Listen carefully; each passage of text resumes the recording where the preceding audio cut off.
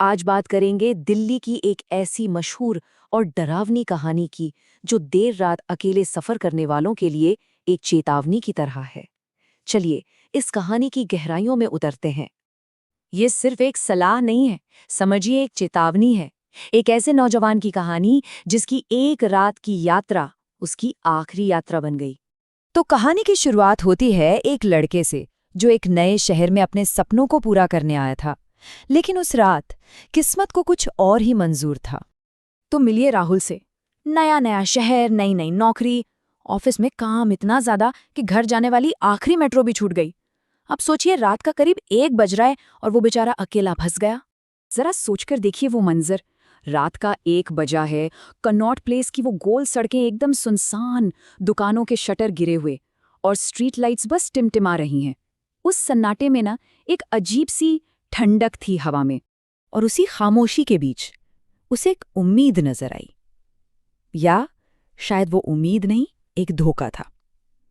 बस यही से कहानी ने एक ऐसा मोड़ लिया जहां से लौटना नामुमकिन था। जब राहुल को लगा कि अब तो कोई चारा नहीं, तभी एक पुराना, काफी खटारा सा दिखने वाला ऑटो रिक्शा ठीक उसके सामने आकर रुका। उस वीरान सड़क पर वो ऑटो किसी फरिश्ते से कम नहीं लग रहा था। ड्राइवर ने बहुत ही धीमी और गहरी आवाज में पूछा, जैसे कोई फुसफुसा रहा हो। राहुल थोड़ा झिझका, पर फिर उसने अपनी मंजिल बताई और ऑटो में बैठ गया। ऑटो तो चल पड़ा। शुरू में सब कुछ ठीक लगा, पर कुछ ही मिनटों के बाद राहुल को अजीब सी बेचैनी होने लगी। सड़कें बिल्कुल भी जानी पहचानी नहीं लग रही थीं। उससे ऐसा महसूस हो रहा था कि वो घर की तरफ नहीं, बल्कि किसी बिल्कुल अनजान दिशा में जा रहा है। हिम्मत करके राहुल ने आखिर पूछ ही लिया। उसकी आवाज में घबराहट साफ सुनाई दे रही थी। वो तो बस यही उम्मीद कर रहा था कि शायद ड्राइवर कोई शॉर्टकट ले रहा होगा। ड्राइवर ने कोई जवाब नहीं दिया, बस रियर व्यू मिरर में देखा। पर अंधेरे की वजह से ना राहुल को उसका चेहरा साफ नहीं दिखा। और बस एक अनजाना सा डर अब राहुल के दिल में बैठना शुरू हो गया था। ऑटो आखिरकार रुका, लेकिन ये जगह राहुल का घर नहीं थी। ये तो एक ऐसी जगह थी जहां कोई भी जिंदा इंसान जाने से डरेगा। ऑटो शहर से बहुत दूर एक बिल्कुल वीरान इलाके में खड़ा था और सामने एक टूटा फूटा, एकदम जर्जर हो चुका बंगला। ये वही बंगला था जिसके बारे में राहुल ने कई डरावनी कहानियां सुन रखी थीं कि कैसे सालों पहले यहाँ रहने वाला पूरा का पूरा परिवार एक ही रात में रहस्यमयी तरीके से गायब हो गया था। ड्राइवर की वही धीमी आवाज फिर से आई, पर इस बार उसके शब्दों में एक अजीब सा ठहराव था, एक अजीब सा मतलब छिपा था। तुम देर से आए हो। इन शब्दों का क्या मतलब हो सकता था?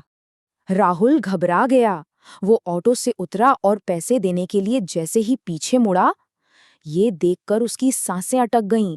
ड्राइवर सीट खाली थी। ड्राइवर वहां था ही नहीं, गायब हो चुका था। और इससे पहले कि राहुल कुछ सोच पाता, कुछ समझ पाता, उस पुराने बंगले का भारी भरकम दरवाजा एक भयानक छर्र छर्र की आवाज के साथ अपने आप खुल गया, जैसे कोई अंदर उसका इंतजार कर रहा हो। अब राहुल के पास कोई और रास्ता भी तो नहीं था। डरते डरते, कांपते हुए कदमों से उसने उस बंगले के अंदर कदम रखा। उसे क्या पता था कि कहानी का सबसे खौफनाक सच अंदर उसका ही इंतजार कर रहा था। घर के अंदर हर तरफ धूल और मकड़ी के जाले थे। दीवारों पर कई पुरानी, धूल से ढकी तस्वीरें टंगी थीं। राहुल की नजरें उन तस्वीरों पर घूम रही थीं कि तभी एक तस्वीर पर आकर उसकी नजरें और उसका दिल दोनों रुक गए। उस पुरानी, धुंधली सी पड़ चुकी तस्वीर में वही ऑटो ड्राइवर खड़ा था, वही जिसने उसे यहाँ छोड़ा था, वही चेहरा, वही आंखें। और तस्वीर के ठीक नीचे एक तारीख लिखी हुई थी, 1998। मतलब ये तस्वीर दशकों पुरानी थी। वो ड्राइवर, वो तो सालों पहले ही मर चुका था। जैसे ही राहुल को ये सच समझ आया, उसके ठीक पीछे से एक ठंडी, कांपती हुई फुसफुसाहट कानों में गूंजी। राहुल ने डरते हुए पलटकर देखा, और जो देखा वो किसी के भी होश उड़ाने के लिए काफी था। पूरा कमरा लोगों की परछाइयों से भरा था। वो सब वहीं थे। उस घर का वो गायब हो चुका परिवार। सबकी आंखें एकदम खाली और चेहरे धुंधले, पहचानी न जा सकने वाले। इसके बाद राहुल का क्या हुआ, ये आज तक कोई नहीं जान पाया। लेकिन उस रात के बाद ये कहानी दिल्ली की सड़कों पर हमेशा हमेशा के लिए जिंदा रह गई। अगली सुबह पुलिस को कनॉट प्लेस में सड़क पर सिर्फ राहुल का बैग मिला। उसे बहुत ढूंढा गया पर राहुल कभी नहीं मिला। वो भी उसी बंगले की तरह एक अनसुलझा रहस्य बनकर रह गया। तो ये सिर्फ एक कहानी नहीं है, एक सवाल भी है।